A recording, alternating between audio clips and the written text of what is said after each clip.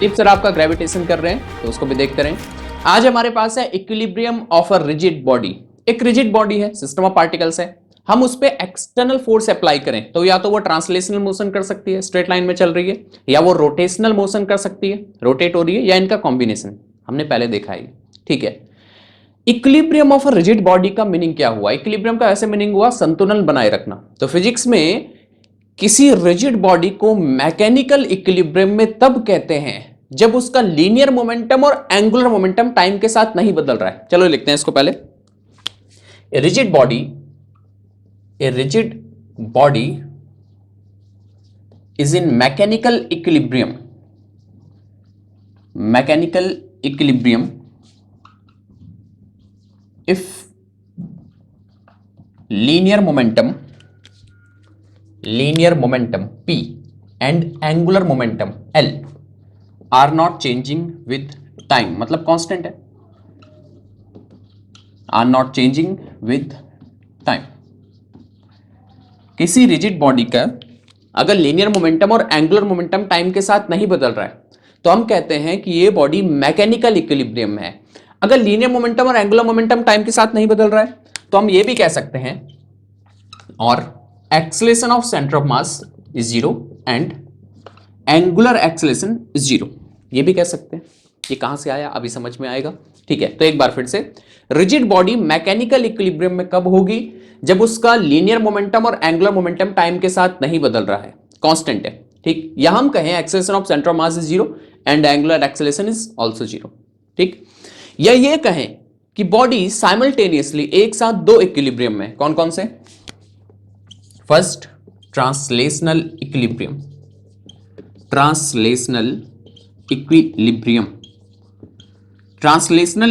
में कब होगी बॉडी? जब उस पे नेट एक्सटर्नल फोर्स जीरो लग रहा है। ये sigma summation F external zero, summation का मीनिंग क्या हुआ? Sum of total external forces acting on the rigid body is zero, then the body is in translational equilibrium. अगर नेट एक्सटर्नल फोर्सेस का vector sum, ये sigma लगाया ना, vector sum, अगर net external force किसी body पे, rigid body पे zero लग रहा है तो हम कहेंगे वो कौन से इक्विलिब्रियम में है? ट्रांसलेशनल इक्विलिब्रियम में। ठीक, और अगर उस पे नेट एक्सटर्नल टॉर्क जीरो लग रहा है तो वो है रोटेशनल इक्विलिब्रियम में। तो रोटेशनल इक्विलिब्रियम में कब कहेंगे? If net external torque acting on the rigid body is zero. ये समेशन क्या बता रहा है फिर से? Vector sum of all the torques acting on the body. अगर नेट एक्सटर्नल फोर्स जीरो है बॉडी पे तो वो ट्रांसलेशनल इक्विलिब्रियम में है। अगर नेट एक्सटर्नल टॉर्क जीरो है बॉडी पे तो वो रोटेशनल इक्विलिब्रियम में है। और अगर वो दोनों इक्विलिब्रियम में एक साथ है, ट्रांसलेशनल और रोटेशनल इक्विलिब्रियम में, तो हम कहेंगे बॉडी मैकेनिकल इक्विलिब्रियम में है। समझ गए? इसको ऐसे भी समझो भाई, अगर नेट एक्सटर्नल फोर्स जीरो लग रहा होगा तो net external force acting on the rigid bodies rate of change of linear momentum. Net external force acting on the bodies dp upon dt। अगर नेट एक्सटर्नल फोर्स जीरो है, ये होता है ना भाई, force acting on the bodies rate of change of linear momentum, अगर ये zero है तो p कांस्टेंट है, तो यही तो लिखा है, लीनियर मोमेंटम कांस्टेंट। ठीक है, net external torque acting on the body is zero, और टॉर्क किसके इक्वल होता है? इससे पहले किया मैं, net external torque acting on the body is rate of change of angular momentum. Torque external is equal to dl upon dt, f external is dp upon dt, torque external, net external torque acting on the system of particles is dl upon dt। अगर tau external zero है तो l constant होगा। ठीक हो गया? तो सीधी सीधी बात। अब सीधा, एक रिजिड बॉडी को मैकेनिकल इक्विलिब्रियम में तब कहेंगे जब वो दोनों इक्विलिब्रियम में एक साथ हो, ट्रांसलेशनल इक्विलिब्रियम और रोटेशनल इक्विलिब्रियम। ट्रांसलेशनल इक्विलिब्रियम का मतलब उस पर नेट एक्सटर्नल फोर्स जीरो लग रहा हो, मतलब अगर नेट एक्सटर्नल फोर्स जीरो तो उसका लीनियर मोमेंटम टाइम के साथ नहीं बदल रहा। रोटेशनल इक्विलिब्रियम में तब जब नेट एक्सटर्नल टॉर्क जीरो लग रहा हो, या उसका अगर नेट एक्सटर्नल टॉर्क जीरो है तो उसका एंगुलर मोमेंटम टाइम के साथ नहीं बदल रहा है। अगर नेट एक्सटर्नल फोर्स जीरो है तो acceleration of centre of mass is also zero. अगर नेट एक्सटर्नल टॉर्क जीरो है तो एंगुलर एक्सेलरेशन इज जीरो। सही है? चलो अब इसकी देखते हैं समरी। एक रॉड है आपके पास ऐसे पतली सी, ये इसके मैं 2 केसेस बताता हूं, case A and case B. Case A case B दोनों देखो ध्यान से। यहां पे इस पे हम फोर्स लगा रहे हैं ऐसे, ये इसका सेंटर हो गया, और यहां पे हम फोर्स लगा रहे हैं ऐसे एफ, और यहां पे भी फोर्स लग रहा है ऐसे एफ, दोनों इक्वल फोर्स लगा रहे हैं। और केस बी पे ऐसे, this is case B F and this is F. ठीक है, अब सोच के बताइए किस केस में बॉडी रोटेशनल इक्विलिब्रियम में है और किस केस में बॉडी ट्रांसलेशनल इक्विलिब्रियम में है। ये दोनों में मैकेनिकल इक्विलिब्रियम में है। अच्छा एक और बात सुनो, मैकेनिकल इक्विलिब्रियम में कब होगी, जब उसमें दोनों इक्विलिब्रियम होंगे। अगर इनमें से कोई एक इक्विलिब्रियम में, जैसे बॉडी ट्रांसलेशनल इक्विलिब्रियम में तो है बट रोटेशनल में नहीं है, या रोटेशनल में तो है बट ट्रांसलेशनल इक्विलिब्रियम में नहीं है, अगर इन दोनों में से कोई एक ही इक्विलिब्रियम बॉडी के पास है तो वो पार्शियल इक्विलिब्रियम की कंडीशन हो गई। कैसी? Partial equilibrium. समझ गए? चलो वापस यहां पे आते हैं। एक थिन रॉड हमारे पास, ये मार्कर समझ लो ऐसे, थिन रॉड, ठीक है, इसका सेंटर हो गया। सेंटर से इक्वल डिस्टेंस पे फोर्स लग रहे हैं, दो अलग अलग कंडीशंस, एक बार ऐसे एक बार ऐसे। जब ऐसे फोर्स लग रहा है, दोनों इक्वल फोर्स लग रहे हैं, देखो ये वाला केस देखो, फोर्स यहां से नीचे यहां से ऊपर, ठीक ऐसे, और ये वाला केस देखो, दोनों फोर्स ऐसे ऊपर, ठीक, दोनों फोर्स इक्वल है और सेंटर से इक्वल डिस्टेंस पे। मुझे बताइए दोनों में से कौन से केस में बॉडी मैकेनिकल इक्विलिब्रियम में है।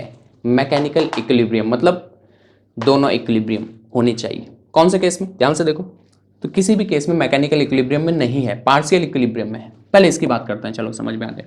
देखो इसको देखो, इसको देखो, ये फोर्स F लग रहा है इधर, ये वाला फोर्स F लग रहा है इधर, तो नेट एक्सटर्नल फोर्स कितना लग रहा है इस केस में? बताइए मुझे कितना लग रहा है नेट एक्सटर्नल फोर्स? 0, क्योंकि एक फोर्स इधर एक फोर्स इधर, अगर 5 न्यूटन इधर 5 न्यूटन इधर, दोनों फोर्स एक दूसरे के अपोजिट है तो कैंसिल हो जाएंगे, तो नेट एक्सटर्नल फोर्स तो 0 है इस केस में। देखो ये वाला फोर्स इधर और ये वाला फोर्स इधर, तो नेट एक्सटर्नल फोर्स 0, क्योंकि दोनों एक दूसरे के अपोजिट हैं। ठीक, क्या एक्सटर्नल टॉर्क भी 0 लग रहा है ये वाले केस में? देखिए नेट एक्सटर्नल टॉर्क, ये वाला फोर्स इसको ऐसे घुमाना चाहता है इधर की तरफ, और ये वाला फोर्स इसको इधर की तरफ घुमाना चाहता है, तो ये घूमेगी बॉडी। अगर ये रोटेट कर रही है मतलब इस पे टॉर्क लग रहा है, समझे? ये रोटेट कर रही है मतलब इस पे टॉर्क लग रहा है, तो torque is not equal to 0। घूमेगी नहीं, ये खुद सोचो भाई, ये है फोर्स इधर, तो ये ऐसे घूमेगी, तो net external torque is not equal to 0। Net external force 0 है इसमें, क्योंकि एक फोर्स इधर, but net external torque is not equal to 0। तो ये कौन से इक्विलिब्रियम में है? ठीक है, इसका इक्विलिब्रियम पार्शियल इक्विलिब्रियम है, लेकिन कौन से इक्विलिब्रियम में? नेट एक्सटर्नल फोर्स 0 है, मतलब ये है ट्रांसलेशनल इक्विलिब्रियम में, ट्रांसलेशनल इक्विलिब्रियम, तो पार्शियल इक्विलिब्रियम की कंडीशन है। तो यहां पे ये body, rigid body translational equilibrium में है, रोटेशनल इक्विलिब्रियम में नहीं है, क्योंकि रोटेशनल इक्विलिब्रियम के लिए नेट एक्सटर्नल टॉर्क 0 होना चाहिए, इसका नॉट इक्वल टू 0। अब ये वाला केस पकड़िए, दोनों फोर्स ऊपर के लिए, तो क्या नेट एक्सटर्नल फोर्स 0? नहीं, दोनों फोर्स एक ही डायरेक्शन में है, तो net external force is not equal to 0, क्योंकि दोनों फोर्स एक ही डायरेक्शन में। ठीक, अब कैंसिल नहीं करेंगे एक दूसरे, यहां पे तो अपोजिट था, कैंसिल कर दिया। यहां नेट एक्सटर्नल टॉर्क क्या 0 होगा? Net external force is not equal to 0। क्या नेट एक्सटर्नल टॉर्क 0 है? हाँ, ये अब देखिए, ये वाला फोर्स इधर घुमाना चाहता है, ये वाला फोर्स इधर, दोनों एक दूसरे के अपोजिट घुमाना चाहते हैं। यहां पे तो ये इधर, ठीक, यहां पे ये इधर।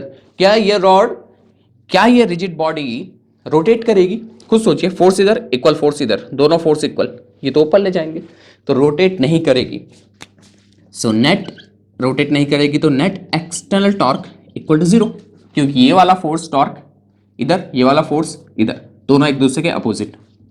ये वाला इधर घुमाना चाहता है ना, ऐसे, यहां सेंटर से देख लो ऐसे, और ये वाला इसको इधर घुमाना चाहता है, यहां से ऐसे, ये वाला ऐसे, ये वाला ऐसे, समझ रहे हैं? ये वाला ऐसे, ये वाला ऐसे, तो नेट एक्सटर्नल टॉर्क इस केस में 0 है, क्योंकि ये इधर कैंसिल कर देंगे। यहां पे देखो, ये वाला इधर, ये वाला इधर, net external torque not equal to 0, यहां पे net external torque is equal to 0। तो ये बॉडी कौन से इक्विलिब्रियम में है? इस केस में रिजिड बॉडी रोटेशनल इक्विलिब्रियम में है, क्योंकि नेट एक्सटर्नल टॉर्क 0 है, तो रोटेशनल इक्विलिब्रियम की यह कंडीशन है, रोटेशनल इक्विलिब्रियम। समझ गए? तो एक बार फिर से समरी देख लेते हैं। एक रिजिड बॉडी मैकेनिकल इक्विलिब्रियम में कब होगी? जब उसके पास दोनों इक्विलिब्रियम में एक साथ हो, translational equilibrium, rotational equilibrium. Translational equilibrium में net external force zero, rotational में नेट एक्सटर्नल टॉर्क जीरो।